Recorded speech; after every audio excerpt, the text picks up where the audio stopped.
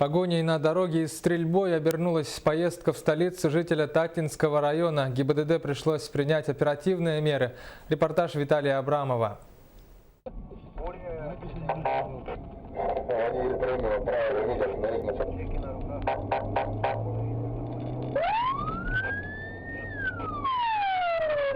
А инспекторы всего лишь заметили, что у машины отсутствуют задние номера. Корона Премио начала стремительно набирать скорость и уходить в сторону Горного района.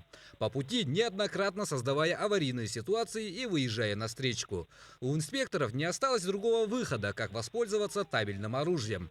2 предупредительных выстрела не возымели никакого успеха. Преследуемый только давил на газ.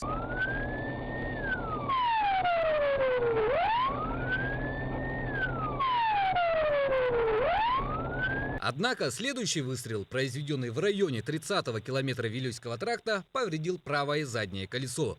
И через пару километров Toyota, не справившись с управлением, съехала в кювет и, сделав кульбит, встала снова на колеса. Задержание водителя и пассажира стало делом времени.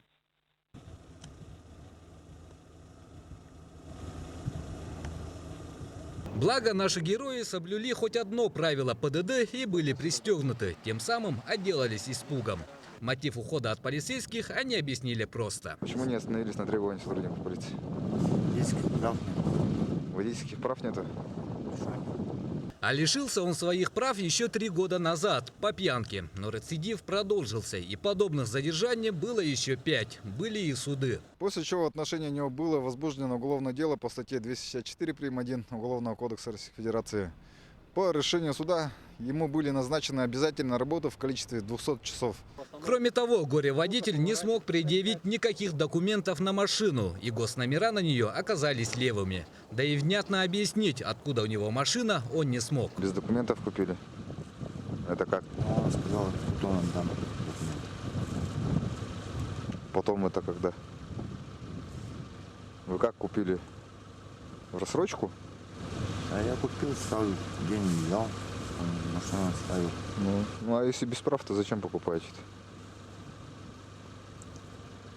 В настоящий момент проводится проверка и решается вопрос о возбуждении уголовного дела.